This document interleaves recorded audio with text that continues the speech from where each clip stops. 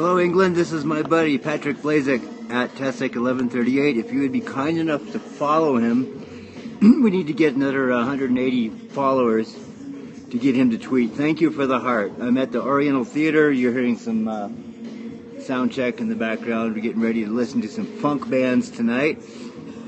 I noticed that Friday is when Periscope is the most busy.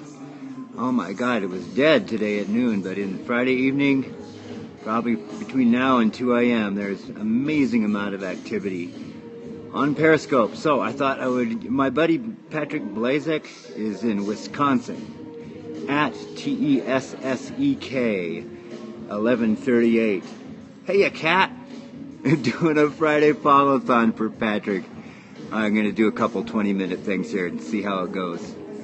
So that fracking cat from Anaheim, California, formerly of Texas, is already a follower of at Tessic1138, as am I, Madzub, Dale Blindheim. Good morning. Yeah, that's good. Yeah, well, because people can be on here from Australia and stuff. That'll be great. I've been having fun, Kat, taking frame grabs of some of the Periscope stuff. Made a few. Most of the things that I'm doing with Periscope now is just people don't know what it is. So it's a matter of, I think it's going to be an education process for the next month or two. I mean, obviously, you and Miranda and Alex and Marjorie and Jim Browning and everybody have really done a good job of just using Periscope for what they do, which is the best thing to do. But, I mean, a lot of my friends are musicians, and they're kind of like Luddites. They haven't a clue even about email, so I have my work cut out for me. So, yeah, I kind of made an artistic mistake here, Kat. I'm not much of an artist person, which is why I need to rely on you for drawing.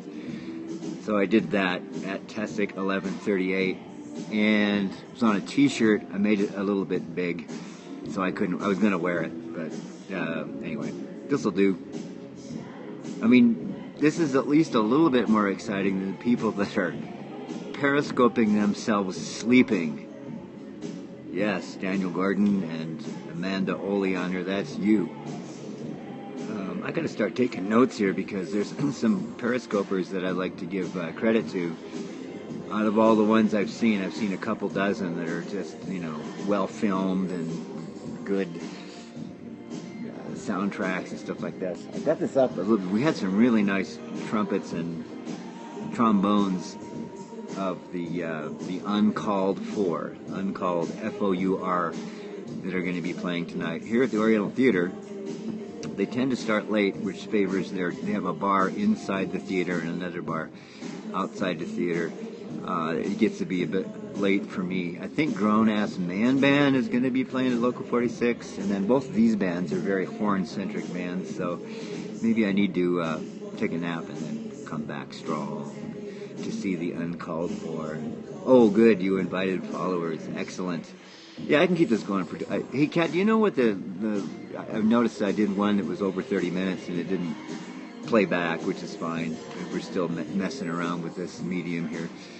But do you know what the limit is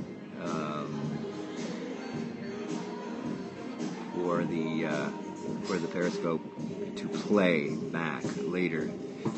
So anyway, shout out to local comedian Ben Kronberg, who's done a very good job of periscoping his gigs. Hello, Tom. I think we're preaching to the choir here, but I thought I'd make a little bit of an effort at getting some more followers for Patrick. And I'm going to do a 20-minute thing here, so this will play back. I think some people, out of curiosity, will go, what is this here at Tessic1138? And I'm willing to do as many of these as we can until we get Patrick. We'll probably do some with live music. Maybe tomorrow I'll have a chance to do that. We're going to get that guy over 200. I can really understand why he wouldn't want to tweet until you get 200 followers. You want at least some people to be paying attention. I know that for most folks with Facebook and Twitter, I mean, some sociologists could get a study. I think 98% of all the stuff just flies down the timeline and is not seen, but it's always precious when there are your immediate groups of friends and maybe family that do pay attention to stuff that you post. This is also teaching me how to extemporaneously talk. It is so much easier when I have someone with me. And don't feel that you're bothering me if you type things and send messages. As a matter of fact, I'm begging you. I don't need hearts. I need little box messages. Anyway, it's Friday night. It's April 24th. You know, when you're in Colorado, you judge the days and what number date it is from 420, which happened to have been last Monday here. It's a very big thing. It was a big celebration in downtown Denver. And then I think somebody humorously called 421 Drug Test Day. I think that might have been Phil Meyer, so props to you. That's pretty funny. Today we had the final podcast of Harry Burke, who's going into semi-retirement. He's a podcaster from Spreaker.com. He's from Derry, Northern Ireland. He's been doing it for many years. The Spreaker platform, Spreaker.com, was started by some kids in Italy, and it expanded to be a pretty major platform for sharing music, and they must have solved the problem of the copyrights, because you can play anything on there. You can do, for free, you can do half-hour shows live. You can upload hour-long, 2-hour-long, 3-hour shows. The limit of about 20 minutes, 20 hours, or maybe it's a little bit more by now. I haven't done much with Spreaker, but I think that's something that could be utilized in gabnet.net. Oh boy! Making my coffee and getting my day started. Overnight worker here. Yes. It's always a sad time when you have to leave the Getting Geeky podcast. Kat, how's your drawings going along on Bill? I hope you make more YouTube. Just home from work here. All right, Tom. Very cool. Yeah, I'll promise I'll do this with maybe people and maybe more music and stuff like that next time. But it's a start, and if it gives Patrick a few followers, that'll be really good. Let's see, I haven't been on Periscope a lot because when I first grabbed it, it was all-consuming. Somebody was teasing me how much intensity I had on my phone. I'm not an iPad guy, but I do have a Mac PowerBook, but this iPhone, of course, puts you into Periscope right away. Periscope land, Periscope Bill. It's pretty cool. So that first day was so intense, I forced myself to take the next day off because I knew this was going to be something that would be very interesting to me, and lots of things could be done with it. Good. I'm going to work on my YouTube channel this weekend, and I'm about to do some sketching. That is from that fracking cat. You know, if we get some followers here doing this for Patrick, I mean, why stop at 200? This is kind of a nice way. I know that when Alex and Jim go on, they don't stay on that long, and I wish they would.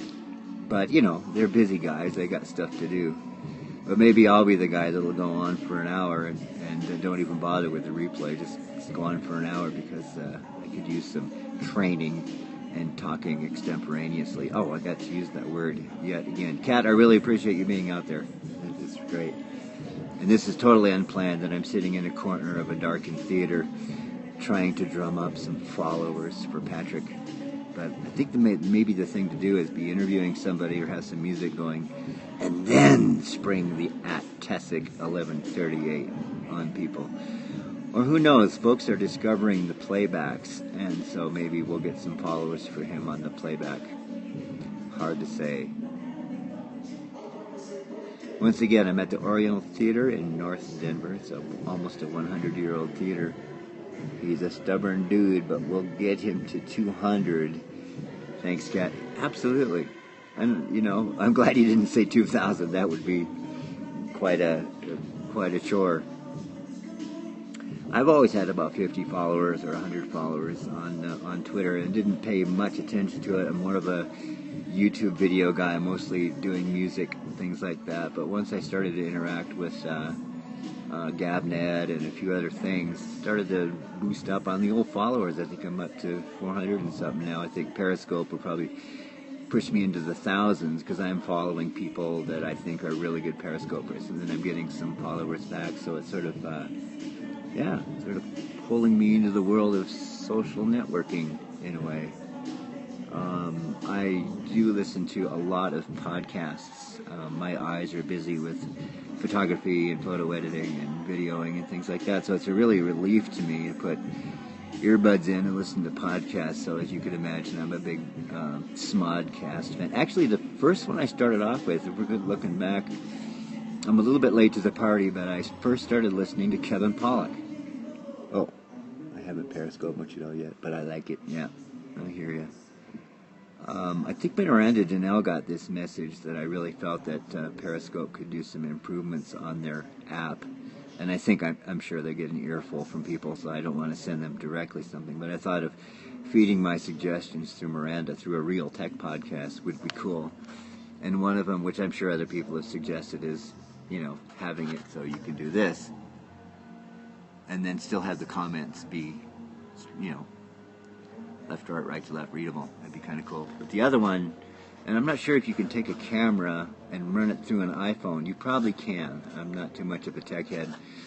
But I was suggesting that we love the Zoom products as great audio recorders and decent video recorders. And now with Jim getting this latest model from Zoom, which is video and 4 channels of audio, we're going to learn a lot. I think that's something I'd like to invest in. Maybe 3 of those.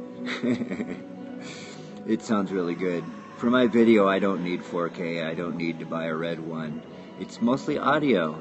And to have 4 channels is so brilliant, because especially in filming like a theater like this, the audio in the theater is not necessarily mixed well, and it's really loud. So if you could take some sound from the air, left-right signal from the air, which you can with the cool little cross mic system that Zoom has, and then the other 2 channels off mixing board or something else like that. That would be cool. I'm looking forward to experimenting with that and have good relationships with the sound dudes here at the Oriental Theater. They even have a mixing board for the monitors, and they just recently got a mixing board that's wireless. So they obviously still have to manually hook up all the cables, but setting the levels they all do with touchscreen. It's very cool. The first time I saw that was last year in a park. It's sort of that outdoors music kind of thing, and it's just you don't have to touch any knobs. You just and the guy was able to dial the sound in very effectively because he wouldn't have to walk back and forth from the mixing board. So lots of places they got a snake and they have to go way back to the board where they can hear the sound.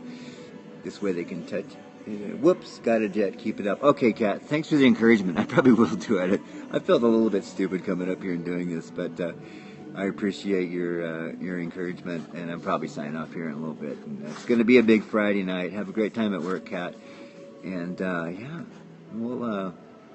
really think we could get Patrick up to 200 this week, so I will continue the effort.